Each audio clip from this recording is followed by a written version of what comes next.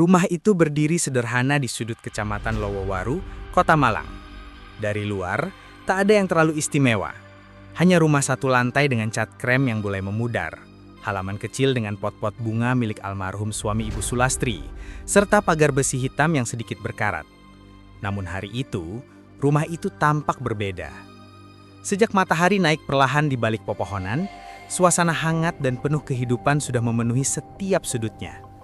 Tawa, suara perempuan berceloteh, dan aroma masakan yang terus mengepul dari dapur membuat rumah itu seperti pusat kebahagiaan yang sulit ditemui di tempat lain. Ibu Sulastri berjalan mondar-mandir dari dapur ke ruang tamu, membawa beberapa piring kaca peninggalan ibunya. Usianya sudah lebih dari 50 tahun, namun semangatnya seperti anak muda. Rambutnya disanggul sederhana, dan sarung batik yang ia kenakan tampak berkibar setiap kali ia bergerak dengan tergesa. Hari itu, ia tampak sangat sibuk, seperti lebah pekerja yang tidak pernah berhenti. "Hati-hati Bu, nanti pecah!" teriak salah satu tetangga yang sedang membantu menata kursi di ruang tamu. "Ah, tidak apa-apa, sudah biasa ibu bawanya begini," jawab Ibu Sulastri sambil tertawa. Tawa itu, tawa tulus seorang ibu yang sedang mempersiapkan hari terbahagia putri sematawayangnya, Putri Ayu. Putri sedang duduk di kursi rias di kamar, memeriksa wajahnya melalui cermin besar yang mulai dipenuhi catatan kecil. Jadwal rias, urutan acara, daftar barang yang harus dibawa esok hari ke gedung, dan kotak cincin yang masih terbungkus kain bludru merah. Di meja riasnya, ada foto ia dan ibunya saat ia masih kecil, foto yang selalu membuatnya kuat. Ia mengambil foto itu sebentar, mengusap bingkainya, lalu meletakkannya kembali. Keluar dari kamar, rumah terasa semakin ramai. Beberapa tetangga sibuk membantu memasang lampu-lampu hias di teras, sementara dua sepupu putri sedang melipat souvenir berupa kipas kayu kecil. Di dapur, suara panci dan wajan saling bertabrakan. Bau kaldu rebusan ayam, bawang goreng, dan rempah-rempah memenuhi udara. Putri selalu menyukai aroma dapur rumahnya. Ada kenangan masa kecil, ada kehangatan keluarga, ada cinta seorang ibu yang tidak pernah habis. "Put, tolong cek mie yang lagi ibu lebus. Jangan sampai kelembekan," kata Ibu Sulastri sambil membawa tumpukan kain dekorasi ke ruang tamu. Putri mengangguk dan menuju dapur. Ia mengangkat panci sedikit dan memeriksa tekstur mie. "Sudah pas, Bu," teriak Putri dari dapur. "Bagus, nanti tinggal tiriskan ya." Suara riang itu membuat Putri tersenyum. Melihat ibunya sebahagia itu membuat dia merasa sedikit lega. Setelah bertahun-tahun hidup hanya berdua, Putri tahu betul bagaimana ibunya berjuang. Sejak ayahnya meninggal ketika ia masih SMP, Ibu Sulastri bekerja apa saja demi menafkahi mereka. Kadang menjahit, kadang membuat kue, kadang membantu mengurus hajatan orang lain. Semua itu dilakukan agar Putri bisa tetap sekolah, bisa tetap hidup layak. Maka ketika Putri akhirnya akan menikah, Ibu Sulastri merasa seolah seluruh perjuangannya terbayarkan. Namun jauh di lubuk hati Putri, ada rasa bersalah. Ia merasa belum sepenuhnya jujur pada ibunya, terutama tentang pesan-pesan yang ia terima beberapa waktu lalu. Sesuatu dari masa lalunya yang seharusnya sudah ia tinggalkan namun terus mengikuti, seperti bayangan gelap yang tidak bisa dilewati cahaya. Namun ia menutupinya, tidak ingin membuat ibunya cemas. Lagi pula ia percaya itu semua hanya ancaman kosong, sudah berlalu. "Putri, kamu sudah makan?" tanya tetangga yang sedang memotong sayur di meja dapur. "Belum Tante, saya nanti nyusul, masih bantu ibu dulu." "Jangan sampai lupa, pengantin harus sehat," jawab tetangganya sambil tertawa. Putri tersenyum, meski senyumnya tak sedalam biasanya. Ia melanjutkan pekerjaan kecilnya, menata gelas, menyiapkan piring, mengantarkan perlengkapan dekorasi.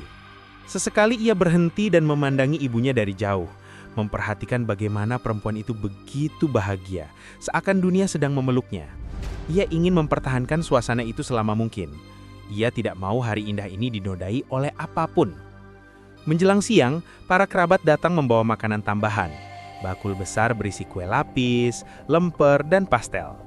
Anak-anak kecil berlarian di halaman, sementara orang dewasa mengobrol tentang rencana besok, tentang calon pengantin pria, tentang gedung tempat resepsi akan digelar. Suara-suara itu memenuhi rumah, membuat segalanya tampak semakin hidup. Namun di tengah kebahagiaan itu, ada momen kecil yang tidak disadari orang lain. Putri tengah menata piring ketika ponselnya bergetar. Ia melihat layarnya sekilas, lalu wajahnya berubah. Bukan menjadi pucat, tapi jelas terganggu. Ia segera mematikan layarnya dan menyelipkan ponsel ke saku rok panjangnya. Gerakan kecil itu hanya berlangsung 3 detik, namun cukup untuk membuat jantungnya terasa mengencang seolah diperas. Ia coba kembali tersenyum, berpura-pura tidak terjadi apa-apa. Tapi sorot matanya sedikit kosong setelah itu.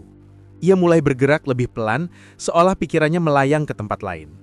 Sesekali ia menghela napas panjang tanpa sadar. Tidak ada yang memperhatikan, kecuali satu sepupunya, Ratri, yang kebetulan melihat perubahan itu. "Kak Putri, kamu capek? Kalau mau istirahat dulu juga boleh," ujar Ratri lembut. Putri kaget sebentar, lalu tersenyum. "Tidak kok, Rat, mungkin cuma kurang tidur." Ratri mengangguk, tidak ingin bertanya lebih jauh. Hari terus berjalan, matahari merangkak turun dan rumah itu masih dipenuhi aktivitas. Semua orang tampak menikmati persiapan itu seperti bagian dari ritual keluarga yang hangat.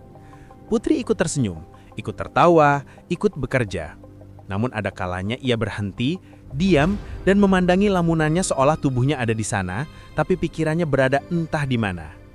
Menjelang sore, Ibu Sulasri mendekati Putri, memegang kedua pipinya lalu berkata, "Besok kamu akan jadi pengantin tercantik di dunia, Nak." Putri menahan air mata yang tiba-tiba mengumpul. "Amin, Bu." Ibu Sulastri tidak menyadari rasa takut kecil yang melintas di mata putrinya sesaat. Rasa takut yang Putri sendiri belum tahu harus ia hadapi dengan cara apa.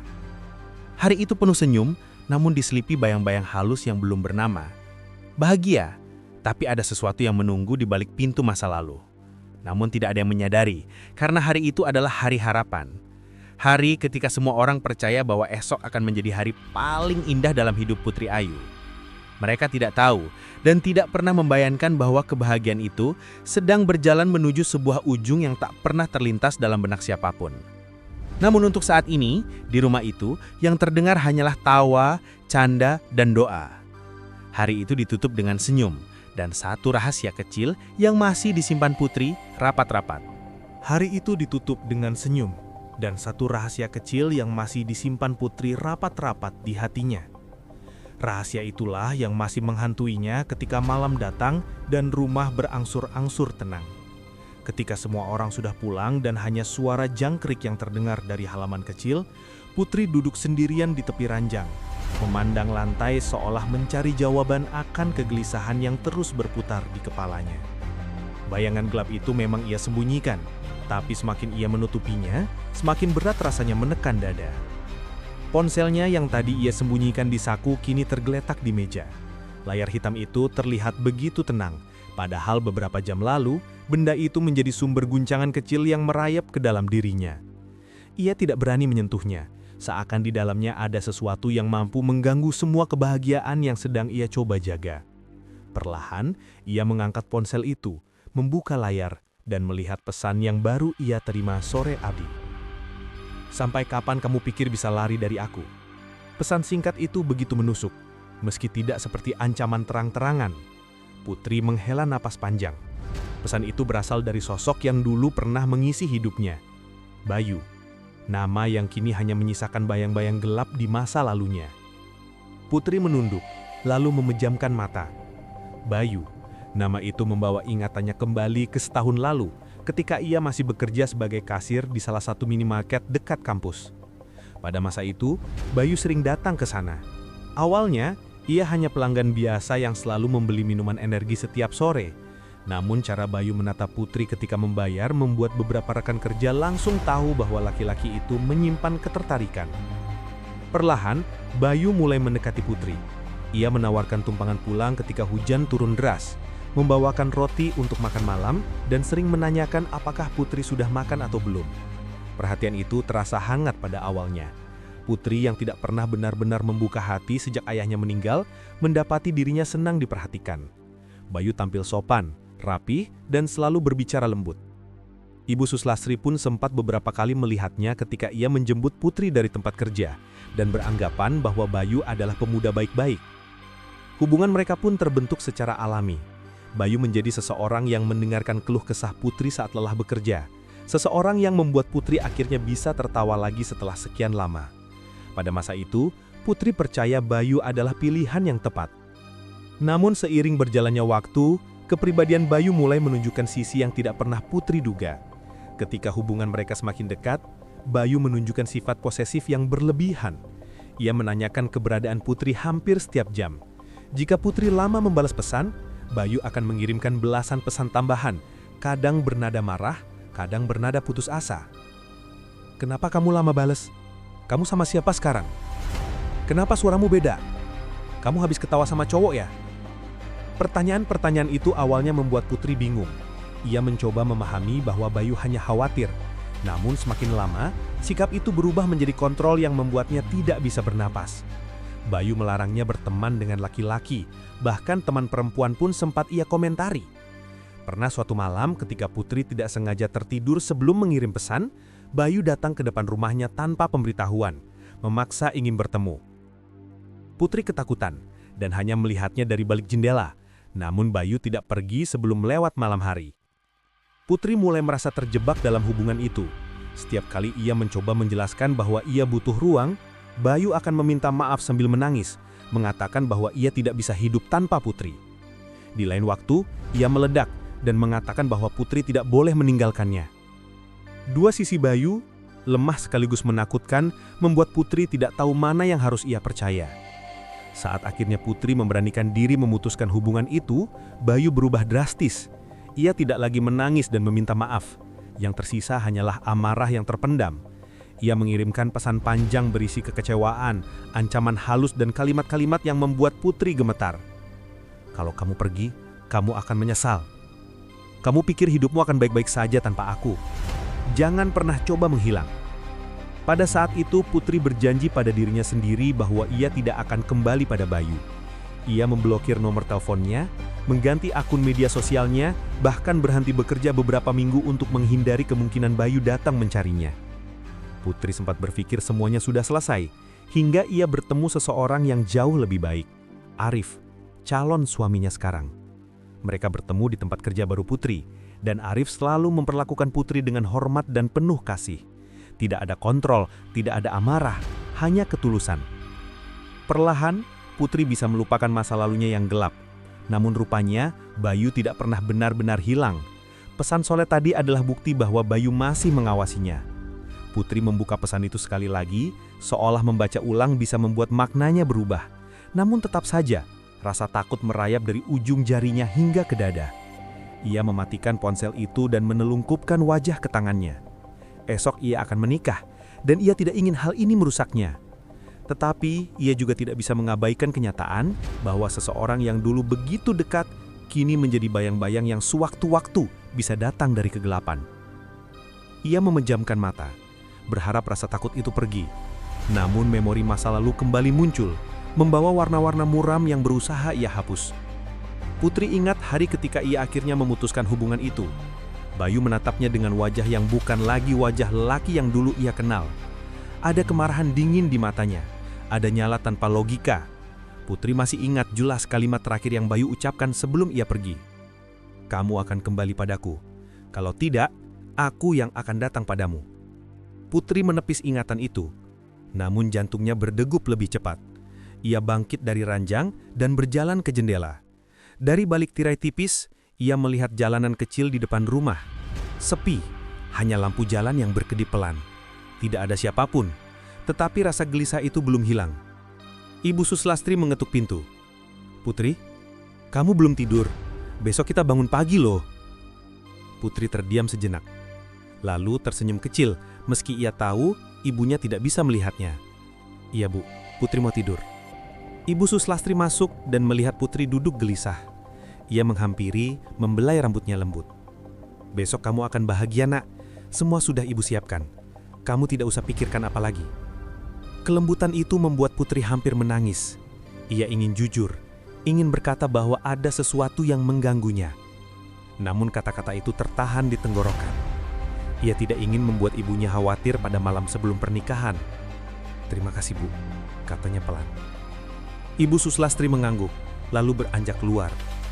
"Tidurlah, ibu juga mau istirahat." Ketika pintu menutup, Putri memandang ponselnya sekali lagi. Ia tahu bahwa pesan itu mungkin hanya usaha terakhir Bayu mengganggu hidupnya. Mungkin bukan ancaman serius. Ia mencoba menguatkan dirinya dengan berpikir seperti itu. Namun jauh di dalam dirinya, Ia tahu ada sesuatu yang berubah. Ada sesuatu yang tidak bisa ia kendalikan. Ia mematikan lampu kamar dan berbaring. Di luar, malam terasa lebih sunyi daripada biasanya. Angin yang berhembus lembut pun tidak mampu menenangkan hatinya. Putri menarik selimut hingga menutupi dadanya, berusaha membuat dirinya merasa aman. Namun dalam gelap, bayangan Bayu kembali muncul. Satu pesan singkat itu berhasil membuka pintu masa lalu yang selama ini ia kunci rapat-rapat. Sementara di luar kamar, rumah itu tetap dipenuhi perasaan bahagia. Bahagia yang tidak menyadari bahwa masa lalu Putri sedang perlahan bangkit membawa ancaman yang belum diketahui siapapun. Besok adalah hari besar, tetapi malam itu, Putri kembali terperangkap dalam ketakutan yang berusaha ia sembunyikan. Dan dari kejauhan, di suatu tempat yang Putri tidak tahu, seseorang sedang memperhatikan setiap gerakannya. Dan dari kejauhan, di suatu tempat yang Putri tidak tahu, seseorang sedang memperhatikan setiap gerakannya. Pikiran itulah yang masih menghanturinya ketika pagi datang menembus tirai kamarnya. Cahaya matahari yang hangat masuk lewat celah-celah jendela, tetapi bukan kehangatan yang menyambut Putri ketika membuka mata. Yang pertama kali ia rasakan adalah denyut halus di dadanya. Denyut cemas yang tidak sempat hilang sepanjang malam. Ia menghela napas panjang, lalu duduk di tepi ranjang. Hari ini seharusnya menjadi hari pernikahan adat kecil yang digelar di rumah sebelum besok mereka melangsungkan akad secara resmi. Tetangga dan keluarga besar akan datang untuk acara siraman dan pengajian. Segalanya sudah siap sejak kemarin. Seharusnya ia bahagia, seharusnya ia semangat, tetapi pesan itu terus membayangi pikirannya. Sampai kapan kamu pikir bisa lari dari aku? Putri menunduk, memejamkan mata, dan mencoba meyakinkan dirinya bahwa pesan itu tidak berarti apa-apa. Mungkin itu hanya Bayu yang belum bisa menerima keadaan, bukan ancaman nyata. Lagi pula, ia berusaha berpikir rasional. Jika Bayu memang berniat buruk, apakah ia akan mengirim pesan seperti itu? Putri mencoba membuat logika menenangkan hatinya. Meski ia tahu, ketakutan itu tidak hilang.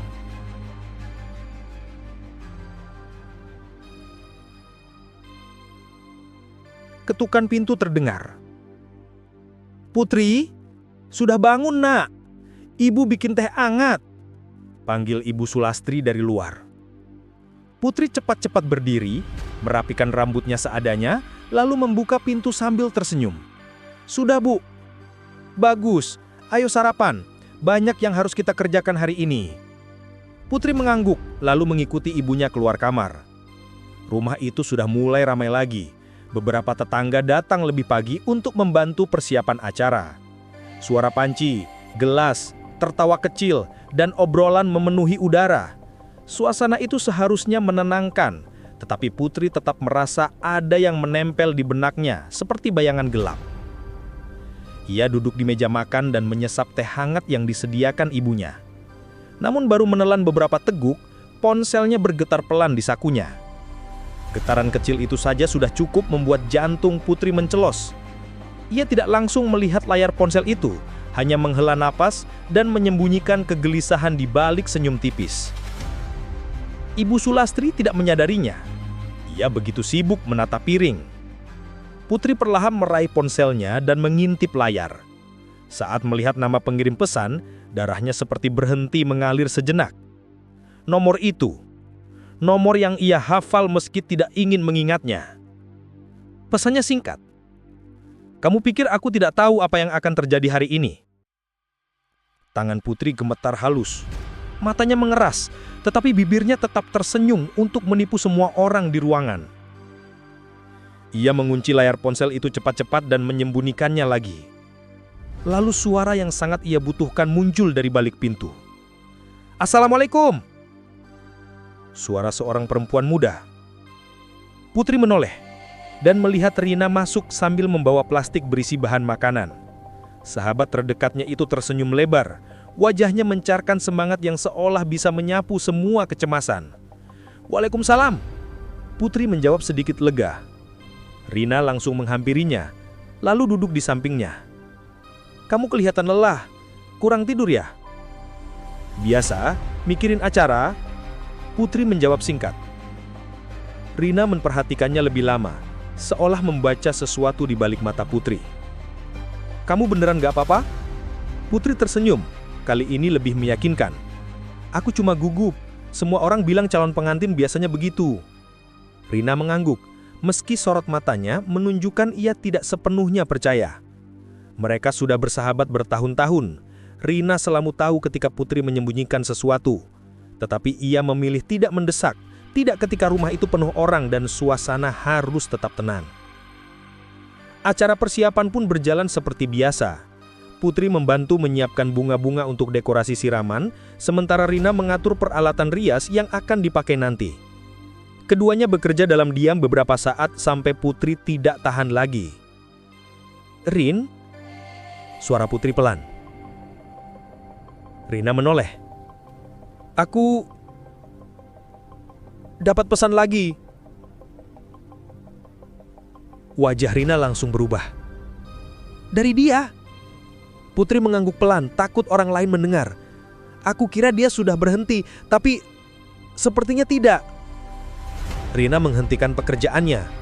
"Put, kamu harus lapor polisi. Ini sudah keterlaluan." "Jangan, aku nggak mau acara ini rusak. Aku nggak mau ibu panik." "Tapi dia bisa aja." "Rina, please." Putri menatap sahabatnya dengan mata memohon. "Ini kan hanya pesan. Mungkin dia cuma masih belum bisa menerima." Rina menggigit bibir, menahan keinginan untuk membantah. "Pesannya apa?" Putri terdiam sebentar, kemudian berkata lirih. "Dia bilang dia tahu acara hari ini." Rina mengumpat pelan. "Astaga Put, itu dia bahaya. Kamu tahu itu?" "Aku tahu, tapi aku nggak mau bikin keributan. Apalagi besok akad." Rina menutup wajah dengan telapak tangan lalu mendesah. "Oke, tapi janji kalau dia ngirim pesan lagi, kamu kasih tahu aku." Putri mengangguk. Hari terus berjalan. Tamu-tamu mulai berdatangan. Para ibu-ibu menyiapkan tumpeng kecil, bunga setaman, dan peralatan untuk siraman. Dekorasi hijau mulai menggantung di teras, membuat suasana tampak semakin meriah. Warna hijau dan putih mendominasi ruangan, seperti simbol doa untuk hidup yang lebih baru dan lebih baik. Putri mulai tersenyum sedikit demi sedikit. Setidaknya suasana rumah mampu membuat hatinya lebih ringan. Ia bahkan mulai merasa bahwa mungkin ia terlalu berlebihan menghadapi pesan itu.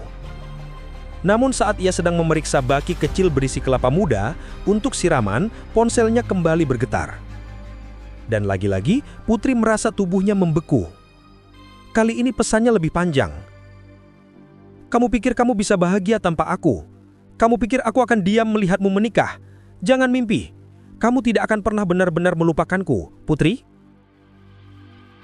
Putri menelan ludah. Ada sesuatu yang sangat berbeda dari pesan itu. Bukan lagi sekedar keluhan dari seseorang yang patah hati. Ada nada ancaman yang lebih jelas, lebih dingin. Putri mematikan layar ponsel itu, tetapi pandangannya mulai buram oleh rasa takut. Sekali lagi ia mengingat wajah Bayu. Tatapan yang dulu begitu hangat tetapi berubah menjadi dingin setelah ia memutuskan hubungan mereka. "Putri, kamu kenapa? Kok pucat?" tanya salah satu tetangga. Putri menghelek nuh. "Enggak, cuma lelah." Ia memaksakan diri untuk tetap bekerja, tetapi jantungnya terasa seperti terus dikejar sesuatu yang ia tidak bisa lihat. Rina, yang sejak tadi memperhatikan, langsung mendekat dan menarik Putri ke sudut ruangan yang lebih sepi. "Dia ngirim apa lagi?" tanya Rina tegas. Putri tidak menjawab, hanya memberikan ponselnya. Rina membaca pesan itu, lalu wajahnya seketika mengeras. "Enggak, ini nggak bisa dibiarkan. Ini bukan cuma mantan yang nggak move on, ini ancaman nyata." Putri mengguncang kepala. "Jangan, Rin. Aku mohon. Ibu akan panik. Semua acara bakal berantakan." "Biarlah berantakan daripada kamu kenapa-napa." Rina hampir menaikkan suara, tetapi menahan diri. Putri menguatkan dirinya. "Rin, aku yakin dia cuma marah. Tapi dia nggak akan datang. Dia bukan orang yang se-ekstrim itu." Rina menatap Putri lama sekali. "Kamu yakin?" Pertanyaan itu menggantung di udara. Putri tidak bisa menjawabnya dengan mantap, hanya diam. Rina menghela napas panjang. Oke, tapi aku bakal terus jagain kamu hari ini. Putri tersenyum tipis. Makasih, Rin. Acara siraman dimulai. Musik gamelan diputar dari speaker kecil. Suara doa dari pemuka agama memenuhi ruangan. Putri duduk di kursi kecil dengan kain jarik. Air bunga mengalir dari kendi, membasahi rambut dan wajahnya. Semua orang tersenyum, menepuk tangan, dan berdoa agar Putri mendapatkan kehidupan yang baru dan lebih baik. Namun di tengah semua itu, Putri merasakan ponselnya bergetar ketiga kalinya. Ia tidak berani mengambilnya. Tidak saat itu. Tidak ketika semua mata sedang tertuju padanya. Namun tanpa menyentuhnya pun, Putri tahu sesuatu. Pesan itu bukan pesan biasa. Ia bisa merasakannya. Upacara selesai menjelang sore. Orang-orang mulai pulang sambil saling melontarkan doa terbaik. Rina tetap di sisi Putri sepanjang acara. Namun ketegangan yang Putri rasakan tidak benar-benar hilang. Ia merasa seperti ada sesuatu yang berada tepat di belakangnya, mengikuti dari jauh. Ketika rumah mulai sepi, Putri akhirnya membuka ponselnya. Satu pesan baru. Satu kalimat saja. Aku dekat. Putri menjatuhkan ponsel itu ke lantai. Detik itu juga darahnya seperti menghilang dari seluruh tubuh. Ia tidak tahu bahwa itu baru permulaan dari sesuatu yang jauh lebih mengerikan. Kota Malang mungkin terasa aman, tetapi malam yang akan datang menyimpan sesuatu yang tidak pernah ia bayangkan sebelumnya. Pesan-pesan itu bukan lagi sekedar bayangan masa lalu. Mereka adalah pertanda bahwa masa lalu sedang berjalan ke arahnya. Perlahan, tapi pasti. Dan kini, setelah melihat sendiri bagaimana Putri tampak rapuh ketika nama itu disebut, Ibu Sulastri mulai merasakan kejanggalan yang sebelumnya tak pernah benar-benar ia hiraukan. Perasaan itu mengikutinya sepanjang pagi, seakan menjadi kabut tipis yang menempel di dalam rumah mereka yang biasanya hangat dan terang. Namun, meski hatinya gelisah, ia tetap berusaha menjaga ketenangan. Hari-hari menjelang pernikahan seharusnya dipenuhi harapan, bukan kecemasan. Pagi itu, rumah mereka kembali ramai oleh kerabat yang datang membantu. Suara sapu lidi menyisir halaman, denting peralatan dapur, dan tawa kecil dari para tetangga yang sedang merangkai bunga memenuhi udara. Tetapi di balik semua keriuhan itu, Ibu Sulastri terus saja melirik Putri yang sejak tadi duduk sendirian di teras, memandang pepohonan seakan pikirannya melayang jauh ke masa lalu. Sejak kemarin, ia memang sedikit berbeda. Lebih pendiam, lebih mudah terkejut, dan sering terdiam lama tanpa sebab yang jelas. Ketika Ibu Sulastri menghampirinya dengan secangkir teh hangat, Putri tersentak, seperti baru saja dibangunkan dari mimpi. "Kamu nggak apa-apa, Nak?" tanya ibunya pelan, berusaha terdengar selembut mungkin. Putri tersenyum samar, mengangguk, tetapi tatapannya tetap terlihat kosong. Ada sesuatu yang ia sembunyikan. Sesuatu yang cukup besar untuk membuatnya tampak seperti orang yang sedang menahan nafas panjang. Sulastri ingin bertanya lebih jauh, ingin memaksa Putri menceritakan semuanya, tetapi ia menahan diri. Ia tahu betul bahwa anaknya itu bukan tipe yang mudah berbagi beban, apalagi jika ia merasa hal itu akan membuat ibunya khawatir. Maka Sulastri memilih diam, berharap Putri akan membuka diri ketika sudah siap. Namun, di dalam hatinya yang terdalam, ia tidak bisa menepis rasa takut bahwa bayangan masa lalu Putri mungkin belum sepenuhnya hilang. Siang harinya, ketika sebagian kerabat pulang untuk beristirahat, Putri masuk ke kamar untuk merapikan beberapa barang. Ibu Sulastri yang sedang menata baki hantaran memperhatikan bagaimana langkah Putri terasa berat, seolah ada beban yang tidak terlihat yang ia bawa. Ia mengikuti Putri ke kamar dengan alasan ingin menanyakan apakah ada baju yang perlu disetrika. Namun, ketika ia mengetuk pintu dan membukanya perlahan, ia menemukan Putri berdiri membelakangi pintu. Kedua bahunya sedikit bergetar. "Putri?" panggilnya pelan. Putri langsung menyeka wajahnya dengan cepat sebelum menoleh. "Iya, Bu," jawabnya sambil memaksakan senyum. Namun mata yang sedikit merah itu tak bisa membohongi Sulastri. Ibu Sulastri melangkah mendekat, menyentuh lengan Putri dengan lembut. "Kalau ada apa-apa, kamu bisa cerita ke Ibu." Putri menunduk dan mengeleng pelan. "Nggak ada apa-apa, Bu. Cuma capek. Banyak yang harus dipikirin." Sulastri tidak menjawab. Ia hanya memeluk Putri perlahan, berharap pelukan itu dapat meredakan sesuatu yang ia sendiri belum tahu bentuknya. Putri membalas pelukan itu, namun tubuhnya terasa tegang, seperti seseorang yang sedang berusaha menahan sesuatu agar tidak pecah. Setelah beberapa detik, Putri melepaskan diri dan kembali sibuk merapikan kain yang sebenarnya sudah rapi. Sulastri memahami isyarat itu dan memutuskan untuk keluar kamar, tetapi hatinya justru semakin dipenuhi tanya. Menjelang sore, ketika rumah kembali sepi dan hanya tersisa keluarga inti, Putri menerima sebuah pesan di ponselnya. Ia sedang membantu menata bunga ketika suara notifikasi itu terdengar. Sekilas saja ia melihat layar, namun seketika wajahnya pucat. Ia mematikan layar ponselnya dengan cepat, tetapi gerakannya cukup mencolok untuk membuat Rani, sepupu yang sedang meronceng melati di sebelahnya, melirik. "Kak, itu siapa?" tanya Rani polos. Putri tersentak, lalu mengeleng sambil berpura-pura tersenyum. "Enggak, cuma grup kerja." Tentu saja itu tidak meyakinkan.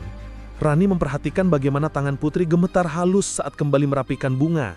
Ia memang bukan orang yang dekat dengan masalah pribadi Putri, tetapi ia cukup peka untuk tahu bahwa sesuatu sedang tidak baik-baik saja. Sementara itu, di dapur, Ibu Sulastri kembali memikirkan perubahan sikap Putri.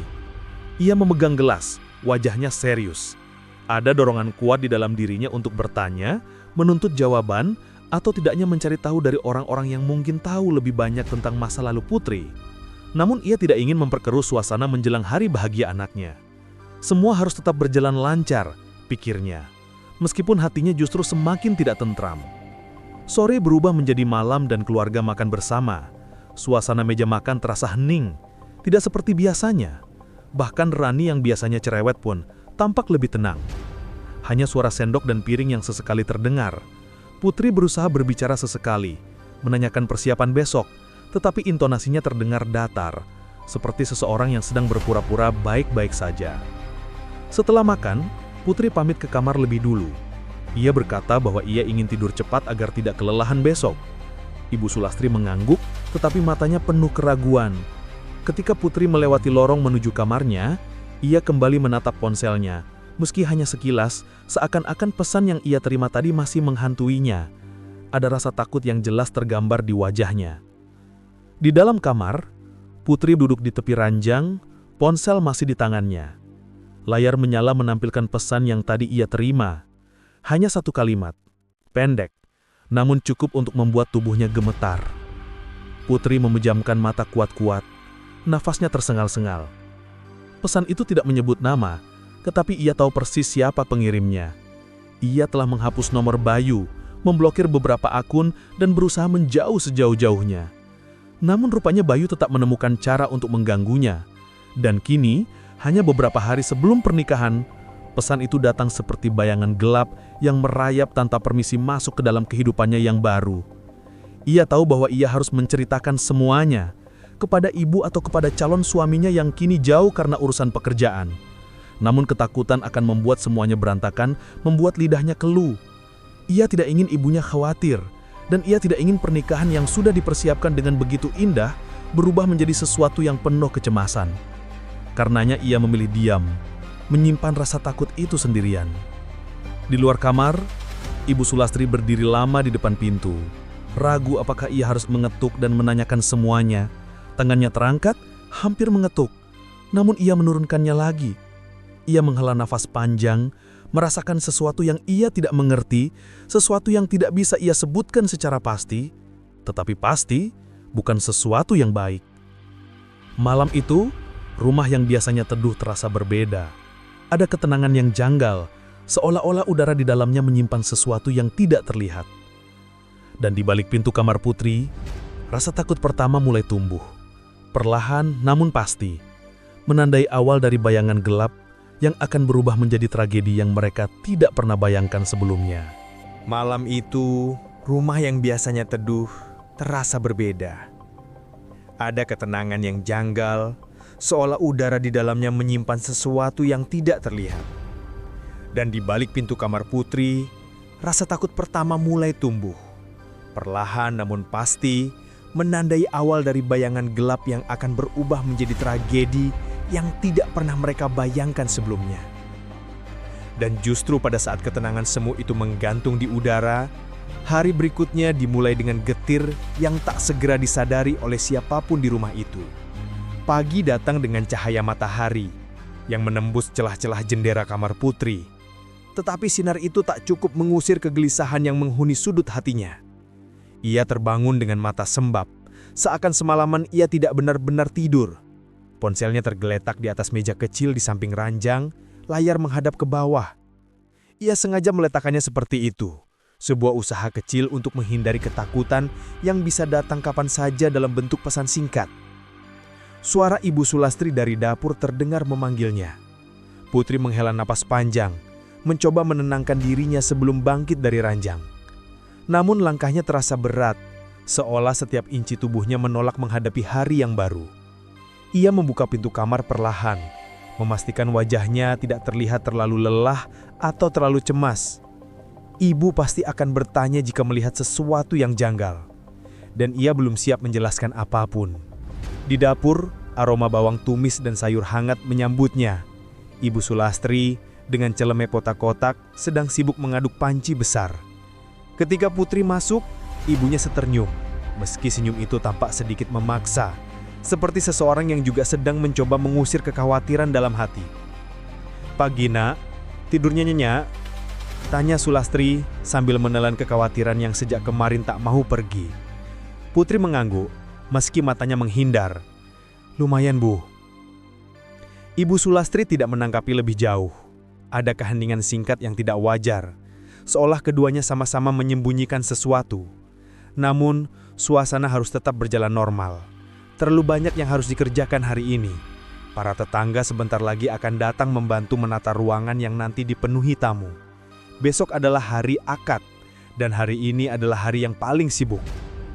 Ketika Putri mulai membantu menata sayur di atas piring, ponselnya yang ia letakkan di meja makan bergetar. Getaran itu kecil, namun bagi Putri rasanya seperti dentuman keras yang memecahkan udara. Wajahnya pucat dalam sekejap. Ia buru-buru meraih ponselnya dan mematikan layar sebelum Ibu Sulastri sempat memperhatikan. Namun ibu tetap melihat perubahan ekspresinya. "Itu siapa?" tanya Sulastri singkat. Suaranya tidak keras, namun mengandung kecemasan yang jelas. Putri seternyum kecil, terlalu cepat. "Teman kerja, Bu, nanyain undangan, nggak penting." Jawaban itu terdengar begitu dangkal, begitu terburu-buru. Sulastri tahu Putri berbohong, tetapi ia memilih diam. Ada ketakutan lebih besar yang ia rasakan, bukan hanya tentang apa yang disembunyikan Putri, tetapi tentang kemungkinan bahwa Putri bahkan tidak ingin atau tidak berani menceritakan hal itu kepadanya. Beberapa menit kemudian, Rani datang dan bergabung membantu menata sayur. Ia memperhatikan Putri dengan seksama. Sejak semalam ia memang sudah merasa ada hal aneh dengan sepupunya itu. Ketika Putri pergi mengambil air di dapur lain, Rani mendekati ponsel Putri yang tergeletak di meja. Bukan untuk membuka, hanya untuk melihat apakah masih menyala. Namun saat ia mendekat, ponsel kembali bergetar. Layar menyala, menampilkan sekilas notifikasi. Rani hanya sempat membaca 2 kata yang tertera. "Jangan lari." Putri muncul di balik pintu dapur sebelum Rani sempat menatap lebih lama. Ia langsung mengambil ponselnya dan menggenggamnya erat. "Ini punya aku, Ran. Nggak usah disentuh." Nada suaranya lebih tajam dari biasanya. Rani terdiam, bingung sekaligus khawatir. "Maaf, Kak. Aku cuma mau mindahin, nggak sengaja." Putri menenangkan diri sebentar, lalu menghela napas. "Maaf, aku cuma kaget." Tapi sikatnya jelas menunjukkan ada sesuatu yang lebih dari sekedar kaget. Hari berjalan terus. Rumah kembali dipenuhi aktivitas. Tetangga mulai menata kursi, memasang dekorasi dan merapikan ruang tamu. Suara tawa bercampur obrolan memenuhi udara. Namun Putri, meski berusaha terlihat sibuk, tidak bisa menghilangkan rasa gelisah yang terus mencengkeram dadanya. Setiap kali ponselnya bergetar, ia terlonjak. Setiap bayangan di jendela membuatnya menoleh cepat. Terkadang tangannya gemetar saat ia menyentuh sesuatu.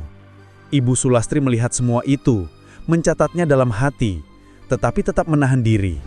Ia tahu jika ia bertanya di saat suasana sedang ramai seperti ini, Putri akan semakin menutup diri. Siang menjelang, dan Putri pergi ke kamarnya untuk mengambil berkas-berkas penting yang akan dibawa ke KUA. Ketika ia membuka pintu, aroma kamar yang familiar tidak membuatnya lebih tenang. Ia justru merasa kamar itu terlalu sepi, terlalu sunyi untuk pikirannya yang ribut.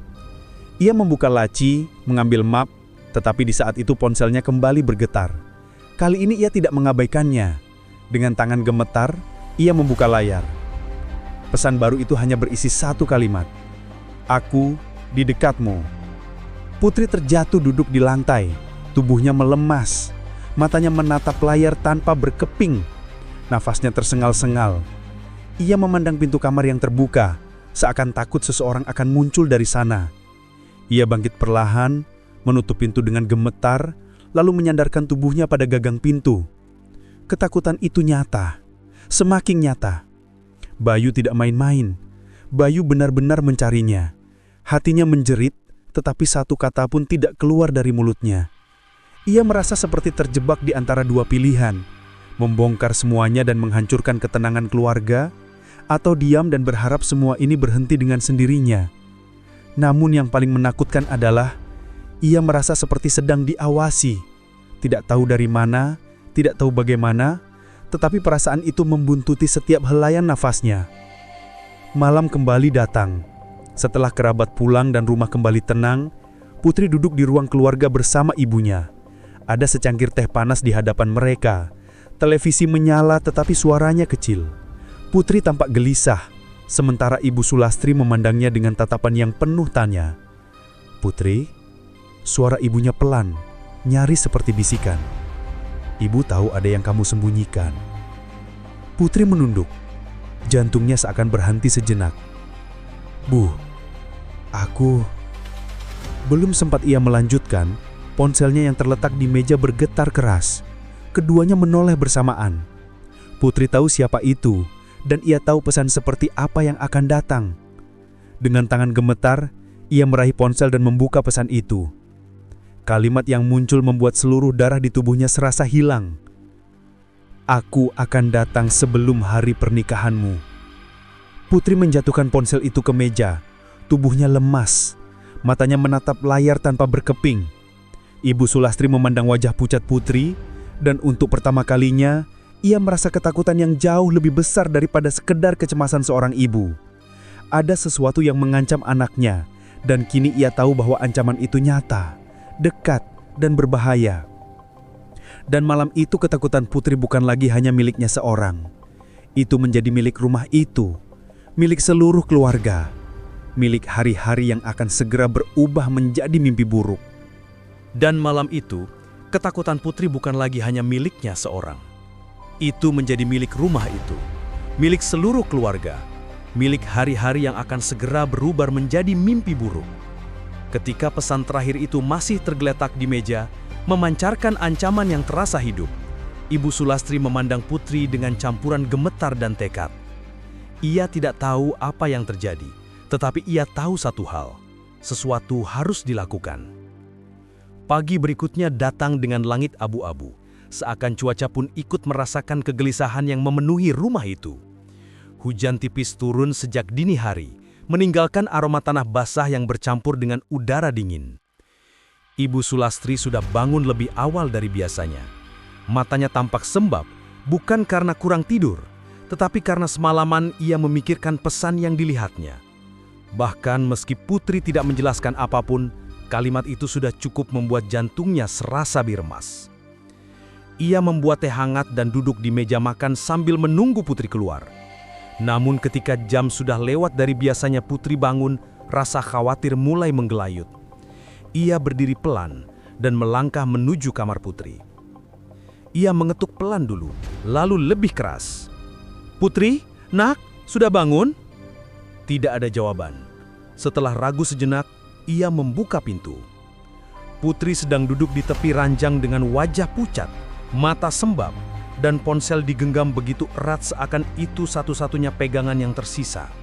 Ketika menoleh, tatapannya kosong, seperti seseorang yang sudah menghabiskan seluruh energi untuk menahan ketakutan. "Hari ini sudah siap banyak yang harus kita lakukan," kata Sulastri dengan suara selembut mungkin, meski hatinya tak tenang. Putri mengangguk pelan. "Iya, Bu. Maaf, aku cuma pusing." Sulastri mendekat duduk di sebelah putrinya. "Nak, pesan itu dia yang kirim." Pertanyaan itu keluar begitu saja, tanpa bisa ditahan lagi. Putri terdiam cukup lama, seolah sedang memilih di antara dua jurang, mengaku atau tetap diam. Akhirnya ia mengangguk pelan sekali, sangat pelan. Nyaris seperti ia takut mengakui kenyataan itu bisa memanggil sosok yang ia takuti. "Bayu!" Suara ibu bergetar. Putri menatap lantai. "Iya, Bu." Keheningan panjang menyusul. Hanya suara hujan tipis yang menepuk genteng. Sulastri menggenggam tangan Putri, genggaman yang hangat namun putus asa. "Kenapa kamu nggak bilang dari dulu, Putri? Kita bisa cari jalan keluar." Putri menunduk lebih dalam lagi. "Aku takut kalau aku cerita nanti semuanya rusak. Hari ini, besok, pernikahan, semua orang udah repot bantu. Aku nggak mau ngecewain siapapun, Bu." "Yang penting kamu aman," tegas ibu. "Bukan pesta, bukan dekorasi, bukan tamu. Kamu." Putri menahan napas, seakan kata-kata itu membuatnya makin sadar betapa rapuh keadaannya. Dan hari berjalan dengan suasana berbeda. Para tetangga tetap berdatangan, membawa makanan, hantaran, dan bunga. Dekorasi ditambah, kursi dilap sebelumnya agar tamu besok bisa duduk dengan nyaman. Di permukaan, rumah itu tampak sibuk dan ceria. Namun, di hati keluarga inti, terutama Putri, suasana jauh dari tenang. Setiap kali ponselnya bergetar, Putri merasakan tubuhnya memaku di tempat. Ia mencoba mengabaikan pesan-pesan itu, tetapi rasa takut itu tetap mengikuti seperti bayangan yang tak bisa diusir. Di siang hari, ketika tamu-tamu pulang sejenak dan rumah sedikit sepi, Rani kembali memperhatikan Putri. Ada lingkar hitam di bawah matanya, ada getaran kecil yang sulit ia sembunyikan. Rani ingin bertanya, tetapi takut memicu sesuatu yang berat. Namun ketika melihat Putri tersentak mendadak saat mendengar suara motor melewat depan rumah, ia tahu ini bukan hal kecil. "Kak," bisiknya pelan ketika mereka sedang menggantung hiasan di ruang tamu. "Kalau ada apa-apa, aku siap bantu. Jangan dipendam sendiri." Putri tersenyum, tetapi senyum itu rapuh sekali, seolah cukup disentuh angin sedikit saja akan pecah. "Iya, Ran, makasih." Namun Rani tahu itu bukan jawaban jujur. Sore hari, calon suami Putri Arga menelepon. Suara lelaki itu terdengar hangat, penuh perhatian. "Aku sampai malam nanti, Bud. Ada beberapa berkas yang harus aku urusin di kantor," katanya. Biasanya Putri akan menanggapi dengan riang atau bercanda bahwa ia rindu. Tapi kali ini suaranya datar. "Iya, nggak apa-apa. Hati-hati." Arga menangkap nada tidak biasanya itu. "Kamu kenapa? Kedengarannya nggak baik-baik aja." Putri memejamkan mata, menahan napas, menahan ketakutan yang ingin keluar. "Aku cuma capek. Banyak yang harus dipikir. Kalau ada apa-apa, bilang ke aku ya. Jangan ditahan sendiri." Putri menggigit bibir menahan air mata. "Iya." Setelah telepon ditutup, Putri memeluk ponsel itu seakan itu satu-satunya kekuatan yang ia miliki. Namun pesan yang menggusik muncul kembali. Bayangan ancaman itu tetap menghuni kepalanya. Menjelang malam, ibunya berbicara serius dengan Pak Lurah yang kebetulan datang mengantar beras untuk acara pernikahan. Mereka berbicara di teras, suaranya pelan, hampir berbisik. "Pak Lurah, saya khawatir," ucap Sulastri dengan suara bergetar tetapi tegas. Pak Lurah mengerutkan kening. "Ada apa, Bu Sulastri?" Setelah beberapa kali menatap ke dalam rumah memastikan Putri tidak mendengar, Sulastri bercerita singkat. Tanpa detail, tetapi cukup jelas, ada seseorang yang mengancam Putri. Pak Lurah memandang serius. "Kalau memang begitu, baiknya dilaporkan ke polisi, Bu." Sulastri menghela napas. Putri nggak mau, takut ribut, takut bikin malu keluarga. Pak Lurah menepuk lembut lengan Sulastri. Keamanan lebih penting dari itu semua. Kalau ancamannya serius, jangan tunggu. Percakapan itu tidak menghasilkan keputusan pasti, namun memberikan sedikit rasa lega pada Sulastri. Ia merasa ada seseorang lagi yang tahu tentang ancaman itu. Setidaknya beban itu tidak ia tanggung sendirian. Namun tak seorang pun menyadari bahwa dari kejauhan, dari sisi jalan yang gelap di depan rumah, sepasang mata memperhatikan rumah mereka. Tak bergerak, tak berkedip, hanya mengamati rumah. Malam itu, keluarga kecil itu makan dengan tenang, Namun keheningan membungkus mereka. Bahkan tawa tetangga kecil yang lewat depan rumah seakan tidak mampu memecah kecanggungan yang meliputi meja makan. Setelah makan, Putri berdiri dan hendak masuk ke kamar ketika tiba-tiba ponselnya kembali bergetar. Ia melihat layar. Pesan itu berbeda dari sebelumnya, lebih pendek, lebih dingin. Sudah dekat. Putri menutup mulutnya, menahan petikan yang hampir meluncur. Ibu Sulastri yang berdiri beberapa langkah di belakang langsung menghampiri, meraih bahunya. "Ada apa lagi, Nak?" Putri menatap ibunya dengan mata membesar. Kali ini bukan hanya takut, tapi ngeri. Ibu Sulastri meraih ponsel itu, membaca pesan itu sendiri, dan detik itu juga tubuhnya melemas. "Ya Allah," bisiknya. Suasana rumah seketika berubah, bukan lagi sekedar gelisah, tetapi benar-benar terancam. Seakan setiap sudut rumah, setiap bayangan, setiap suara motor yang lewat bisa membawa bencana. Putri menahan sesaknya napas. "Bu, aku takut." Dan untuk pertama kalinya, sejak rangkaian pesan itu dimulai, Putri benar-benar menangis dengan suara pecah, bukan hanya air mata diam yang ia tahan sendiri. Ibu Sulastri memeluknya erat, namun pelukan itu tampak sia-sia ketika ancaman nyata sudah mengetuk begitu dekat dengan hidup mereka. Dan malam itu, untuk pertama kalinya, mereka benar-benar merasa bahwa waktu sedang menghitung mundur menuju sesuatu yang tidak bisa mereka cegah. Ia menyibakkan tirai dan mendapati halaman seperti berkabut tipis. Padahal musim itu bukan musim dingin. Ia mencoba mengabaikan, mengatakan pada dirinya bahwa semua ini hanyalah efek kelelahan setelah berhari-hari mengalami tekanan batin. Namun, begitu kakinya melangkah keluar kamar, sebuah aroma samar menyeruak. Bau tanah basah bercampur wangi bunga Kamboja. Aroma yang tidak seharusnya ada di dalam rumah. Ketika ia menuruni anak tangga menuju ruang tengah, langkahnya terhenti. Di ujung ruang, tepat di bawah foto besar Putri saat wisuda, ada sesuatu yang sebelumnya tidak ada. Tumpukan bunga melati yang sudah kecoklatan seolah habis dipakai seseorang untuk persembahan. Hatinya tercekat. Ia tidak pernah menaruh melati sejak Putri meninggal. Bahkan tidak ada acara apapun yang membutuhkan bunga-bunga itu. Ia mendekatinya perlahan, napasnya semakin berat. Bunga itu basah di beberapa bagian, seakan baru saja dipegang tangan yang lembab. "Siapa yang naruh ini?" bisiknya, meski ia tahu ia tinggal sendirian. Suasana rumah tiba-tiba terasa lebih sunyi. Sunyinya sampai suara detak jam dinding pun terdengar seperti palu godam. Ibu Sulastri menunduk, hendak mengangkat bunga-bunga itu. Namun, sebuah hembusan dingin menyapu tengkuknya. Suhu udara turun drastis dalam sekejap. Dingin yang tidak wajar, dingin yang lebih terasa seperti ada seseorang berdiri tepat di belakangnya. Ia menelan ludah, jantungnya berdegup begitu keras hingga ia bisa merasakannya di telinga. Dengan perlahan, sangat perlahan, ia menoleh. Tidak ada siapa-siapa. Namun, bau Kamboja semakin kuat. Ibu Sulastri memejamkan mata, mencoba menenangkan pikirannya. Ia membungkuk dan mengambil bunga-bunga itu, meyakinkan diri bahwa semua ini hanyalah bunga yang mungkin dibawa angin dari pekarangan tetangga. Ia membawa bunga itu menuju dapur untuk membuangnya. Namun baru beberapa langkah, sebuah suara mengalun pelan dari ruang belakang. Suara yang membuat bulu kuduknya meremang. "Bu!" Suara itu lirih, serak, namun sangat dikenal. Suara Putri. Langkah Ibu Sulastri terhenti. Seluruh tubuhnya membeku. Ia menoleh perlahan ke arah datangnya suara, tapi tak ada apapun kecuali koridor gelap yang memanjang menuju kamar Putri. Wajahnya mulai pucat, napasnya tersengal. Dan sebelum ia sempat mengatakan apapun, suara itu terdengar lagi, lebih jelas, lebih dekat. "Ibu!" Bunga di tangannya terjatuh berserakan. "Putri!" panggilnya, setengah berharap, setengah takut. Tidak ada jawaban.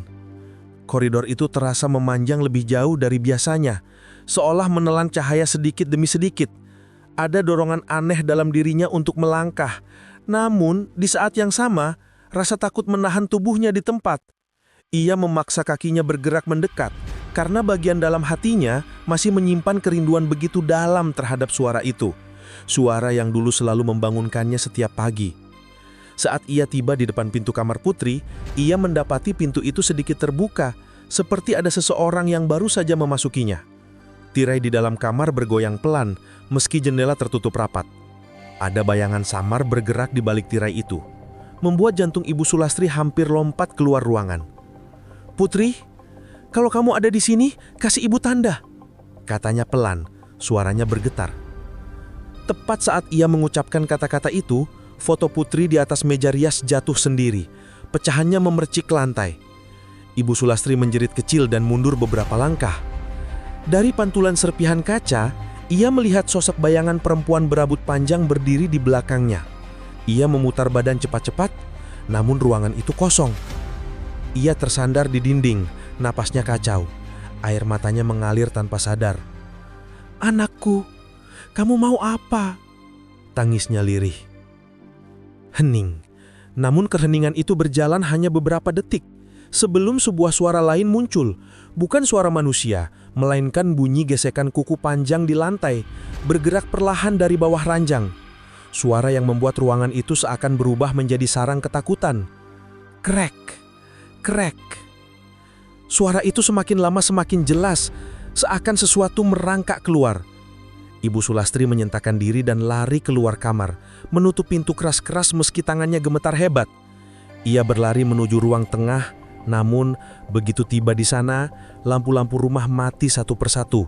Tik, tik, tik, hingga rumah terbenam dalam kegelapan total. Hanya ada suara napasnya dan suara lain yang entah dari mana. Suara langkah kaki. Pelan, teratur, seolah mengikuti irama ketakutannya. Tok, tok, tok. Langkah itu bergerak dari arah koridor kamar Putri menuju ruang tengah. Ia menahan napas, menutup mulutnya dengan tangan agar tidak terdengar. Dadanya bergumuruh, hampir runtuh oleh rasa takut. Ia meraba-raba meja mencari sesuatu untuk dijadikan pegangan, namun yang ditemukan hanya permukaan dingin vas kaca. Langkah mendekat lagi. Tok, tok, tok. Dan berhenti tepat di belakangnya. Ia merasakan helayan napas dingin menyentuh kulit tengkuknya.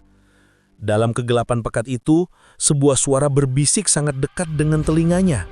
Suara yang bukan lagi mirip suara Putri, melainkan suara yang lebih dalam, lebih serak, dan terasa sangat jauh dari dunia manusia. "Bu, kenapa ibu biarkan aku pergi sendirian?" Ibu Sulastri lemas, kakinya hampir tak sanggup menopang tubuhnya lagi. Ia menoleh perlahan, berharap menemukan sesuatu yang masih bisa ia mengerti. Namun saat ia menoleh, lampu ruang tengah menyala tiba-tiba.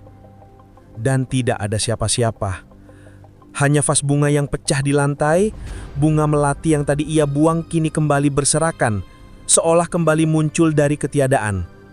Ibu Sulastri jatuh terduduk dan menangis keras.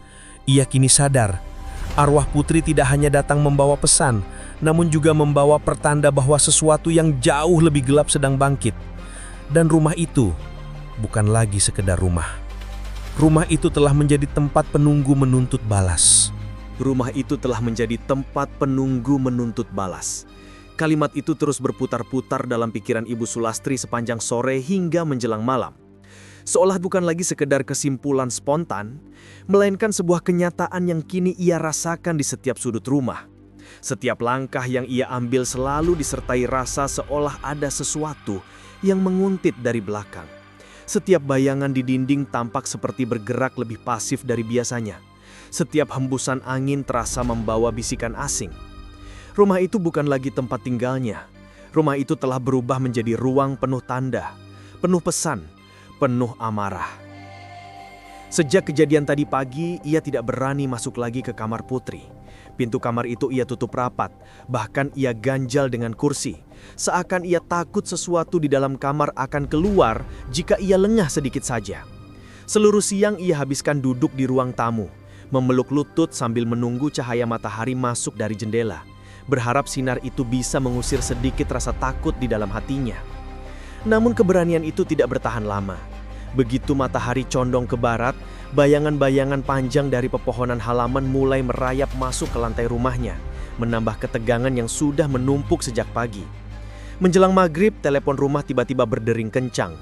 Suaranya memecah kesunyian seperti cambuk yang dicambukkan di telinga. Ibu Sulastri tersentak. dan sempat ragu untuk mengangkatnya. Ada ketakutan baru yang tumbuh, ketakutan akan mendengar suara yang tidak seharusnya ia dengar. Namun rasa penasaran mengalahkan rasa takut itu. Ia bergerak pelan, menggapai gagang telepon dengan tangan gemetar. "Halo?" Suaranya bergetar. Hening panjang menyambutnya. Begitu panjang sampai ia bisa mendengar degup jantungnya sendiri. Ia hendak menutup telepon ketika sebuah suara lirih muncul dari seberang. Suara perempuan, pelan dan samar. "Bu, ibu takut sama aku?" Telepon jatuh dari tangan Ibu Sulastri. Tubuhnya limbung, wajahnya pucat seperti kain tanpa warna. Ia menahan nafas, menatap telepon yang kini tergeletak di lantai. Suaranya masih terdengar samar, meski jauh, terdistorsi, dan semakin tak menyerupai suara manusia. Ia berlari ke kamar, mengambil ponselnya dan menelpon adiknya, Bu Reni, satu-satunya orang yang ia percaya untuk mendengarkan cerita ini tanpa menertawakannya. "Reni, tolong datang ke rumah. Sekarang tolong, ibu nggak kuat," katanya tercekat. Suara di seberang terdengar kaget, namun tidak banyak tanya. Hanya jawaban singkat, "Oh, oke mbak. Reni OTW sekarang." Ibu Sulastri menutup telepon dan berjalan mundur, menjauh dari telepon rumah yang kini kembali sunyi. Ia masuk ke kamar dan mengunci pintu. Namun saat ia duduk di sudut kamar, suara ketukan pelan muncul dari lantai rumahnya. Tok, tok, tok. Ketukan pelan, teratur, dan bergerak dari arah ruang tengah menuju kamar. Suara itu seperti langkah kaki tangan, pelan namun menyeret. Ibu Sulastri menutup mulutnya, menahan teriakan yang hampir meluncur. Bayangan tipis bergerak di bawah celah pintu, seperti seseorang berdiri di luar pintu kamarnya. Tok, tok, tok. "Bu!" Suara itu memanggil, begitu dekat, begitu pelan. Ibu Sulastri menggigit bibir hingga berdarah. Ia memejamkan mata, berdoa berulang kali, mengharap suara itu hilang. Beberapa menit berlalu dan suara itu benar-benar hilang. Atau setidaknya, ia berharap begitu. Setengah jam kemudian suara motor berhenti di depan rumah. Bu Reni masuk tergesa-gesa setelah pintu dibuka. Wajahnya tampak bingung melihat rumah yang gelap. Hanya lampu ruang tamu yang menyala. "Astaga mbak, kenapa rumah gelap semua begini?" tanya Bu Reni sambil menyalakan lampu tambahan. Ibu Sulastri memeluk adiknya, menangis keras. Tangisannya pecah seperti pintu emosi yang tidak mampu ia kontrol lagi. Bu Reni terkejut dan memeluknya balik. "Ya Allah mbak, kenapa? Ada apa? Cerita toh, pelan-pelan." Ibu Sulastri menceritakan semuanya. Suara Putri, bunga melati, bayangan, langkah kaki, telepon yang berbicara sendiri. Suaranya bergetar setiap kali menyebut nama Putri. Bu Reni awalnya berusaha rasional, mencoba menenangkan. Namun semakin panjang cerita itu, semakin pucat wajahnya. "Rasanya Putri belum pergi, Ren," suara Ibu Sulastri parau. "Dia marah. Dia nyari ibu." Bu Reni menghela napas panjang. "Mbak, Reni percaya sama Mbak. Tapi jangan ambil sendiri kesimpulannya. Kita cari tahu dulu. Bisa jadi ini tanda. Tapi tanda apa? Kita belum tahu." Untuk pertama kalinya setelah berhari-hari, Ibu Sulastri merasa sedikit lebih tenang. Ada orang lain di rumah itu bersamanya. Ada yang bisa ia genggam tangannya. Namun ketenangan itu hanya bertahan sebentar. Saat keduanya duduk di ruang tengah, membicarakan apa yang harus dilakukan, tiba-tiba lampu ruang tengah berkedip-kedip, seperti diganggu sesuatu. Kipas angin berhenti berputar. Udara menjadi begitu dingin, lebih dingin dari yang pernah mereka rasakan di rumah itu. Bu Reni langsung berdiri. "Mbak, ini kok kayak..." Sebuah suara bergema dari arah koridor kamar Putri.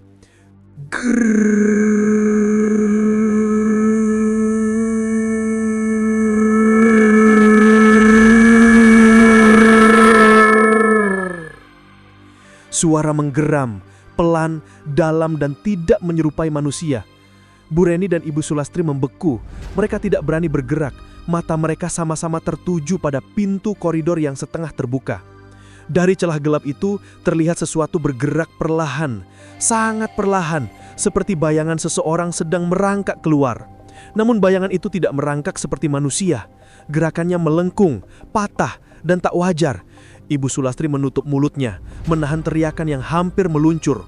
Bu Reni memegang tangannya kuat-kuat. Bayangan itu berhenti di ambang pintu.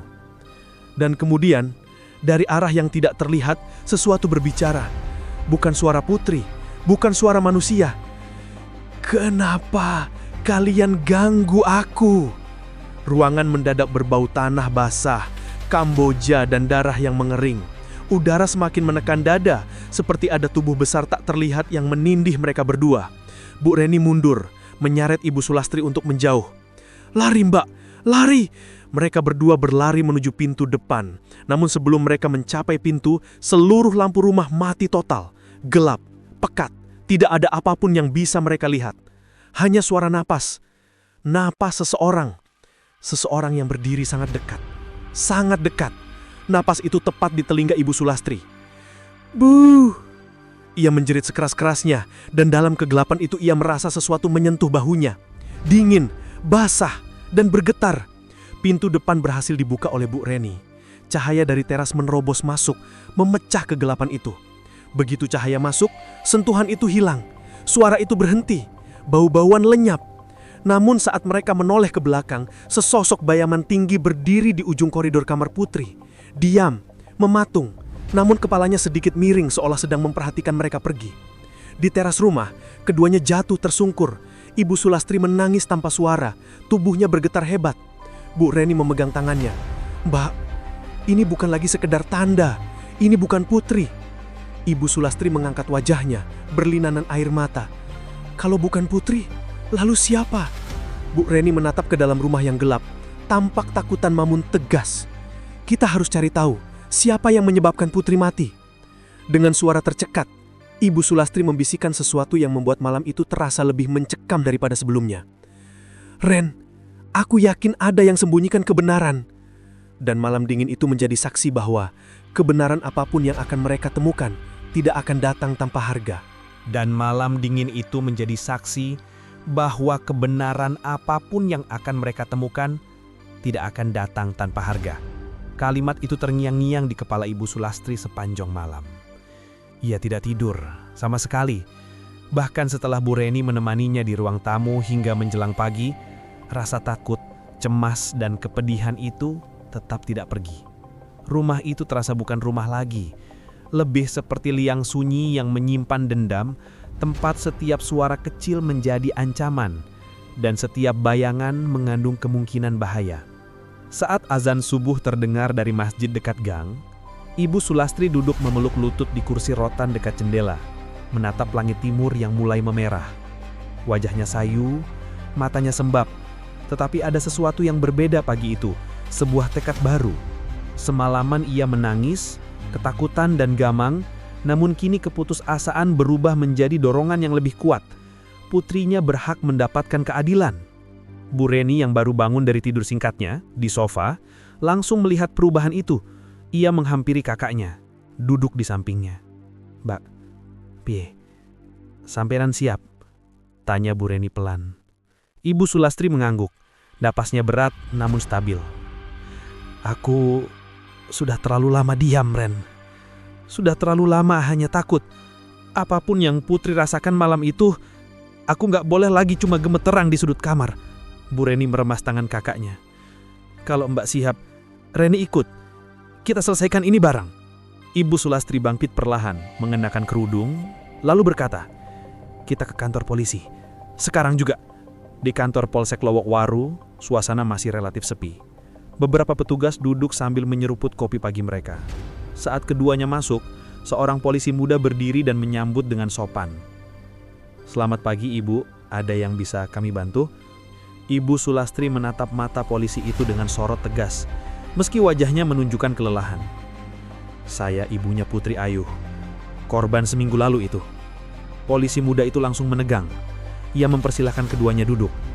Tak lama, seorang penyidik senior, Pak Arman, dipanggil untuk menangani mereka.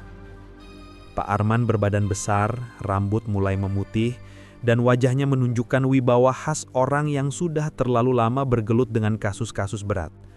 Ia menyapa dengan suara dalam. "Ibu Sulastri, saya turut berduka. Kami masih terus menyelidiki kasus almarhumah Putri. Apa ada perkembangan yang ingin Ibu sampaikan?" Ibu Sulastri menarik napas panjang. Ia tidak berniat menceritakan hal-hal gaib yang ia alami. Ia tahu polisi tidak akan menanggapinya serius dan justru akan mengalihkan perhatian dari tujuan utamanya. Maka ia fokus pada hal yang lebih konkret. Ibu mau tanya soal penyelidikan. Tentang Bayu, apa sudah ada bukti baru yang mengarah ke dia? Pak Arman membuka map tebal di meja. Sebenarnya sudah ada beberapa bukti yang semakin memperkuat kemungkinan keterlibatannya. Kami belum bisa ungkapkan semuanya secara terbuka, tapi iya, ada banyak hal yang mengarah ke satu nama. Bu Reni bersandar, berbisik pada kakaknya. Iki wes jelas, Mbak. Apa polisi bisa cerita sedikit? Ibu Sulastri memohon, meski suaranya tetap tegas. Baik, tapi ini sifatnya terbatas. Ia membuka map dan mengeluarkan salinan rekaman percakapan serta tangkapan layar pesan dari ponsel Putri.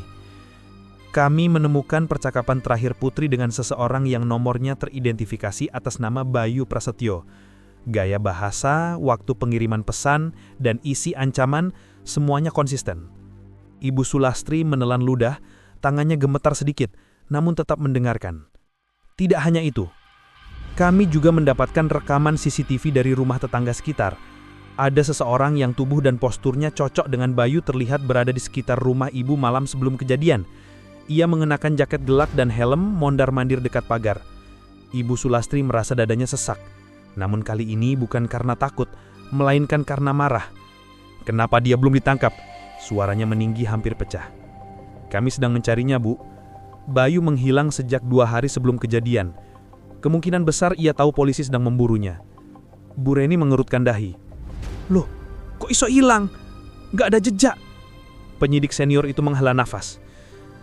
Kami menduga dia disembunyikan oleh seseorang atau bersembunyi jauh dari kota.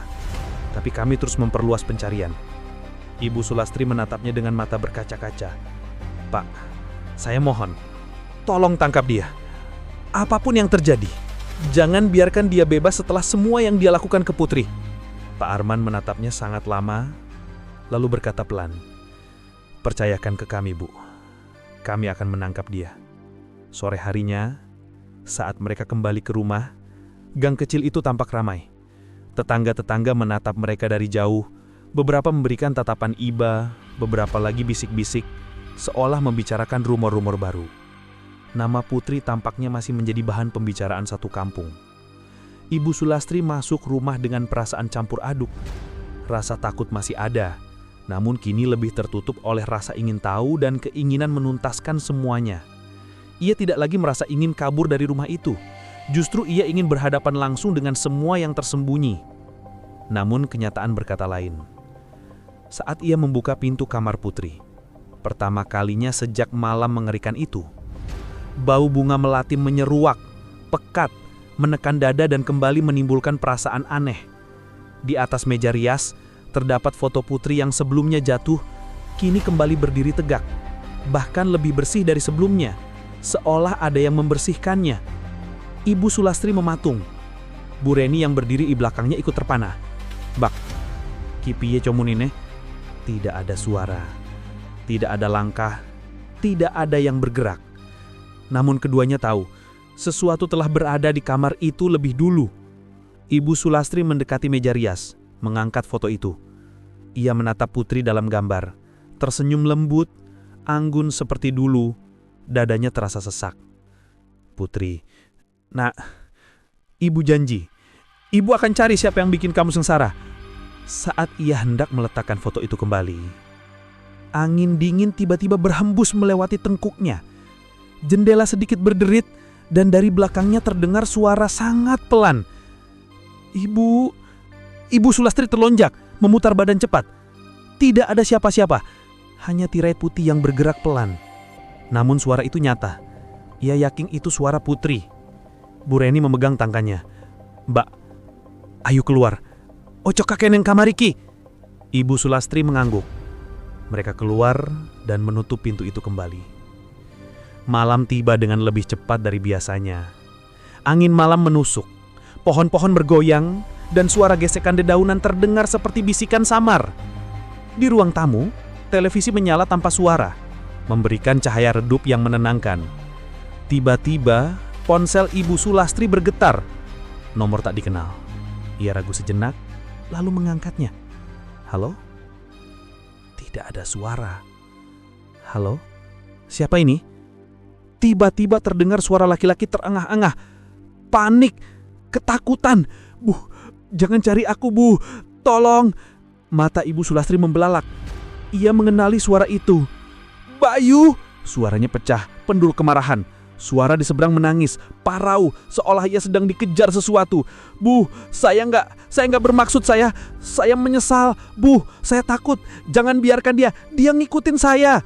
Tiba-tiba suara itu berubah menjadi jeritan panjang. Ponsel berderak, suara langkah tergesa-gesa, nafas tersendak. Lalu sambungan terputus. Ibu Sulastri menjatuhkan ponselnya. Seluruh tubuhnya kaku. Bu Reni berlari menghampirinya. Mbak, kenapa? Dengan suara gemetar yang nyaris tidak terdengar, Ibu Sulastri berbisik. Ren, Bayu dikejar sama sesuatu. 3 hari kemudian, polisi menemukan Bayu. Bukan dalam keadaan hidup. Tubuhnya ditemukan di sebuah rumah kosong di pinggiran kota Batu. Terletak di lantai, dengan wajah pucat, ketakutan, seolah ia melihat sesuatu yang tidak dapat dilihat manusia lain. Tidak ada tanda kekerasan, tidak ada luka, tidak ada jejak perlawanan, hanya ekspresi ketakutan mendalam. Dan aroma melati yang kuat memenuhi ruangan. Polisi menyimpulkan, ia meninggal karena fatal jantung akibat serangan panik berat. Namun bagi Ibu Sulastri, itu bukan kebetulan. Tidak ada kebetulan sejak malam Putri pergi. Ia berdiri di makam Putri, memegang batu nisan dengan tangan gemetar. Angin sore berhembus pelan, membawa aroma tanah basah. Putri, suaranya pecah. Keadilanmu sudah datang, Nak. Tapi ibu tetap kangen kamu. Air matanya jatuh. Untuk pertama kalinya sejak tragedi itu, angin yang lewat terasa hangat, seperti sapaan, seperti sentuhan lembut seseorang yang pernah ia peluk sejak bayi. Dan dari sudut mata, ia melihat sosok putih berdiri di bawah pohon Kamboja, tersenyum sebentar sebelum menghilang perlahan seperti kabut yang memudar. Ibu Sulastri menunduk, mencium batu nisan Putri lalu berbisik, "Pergilah dengan tenang, Nak. Ibu sudah ikhlas. Ibu tahu kamu cuma ingin kebenaran." Langit sore merona keemasan seolah membungkus makam itu dengan cahaya hangat. Burung-burung pulang, bayang-bayang memanjang, dan suara azan mulai berkumandang. Segala ketakutan telah berubah menjadi ketenangan. Segala gelap telah berganti dengan cahaya. Dan di antara hembusan angin senja, terdengar sayup-sayup bisikan lembut.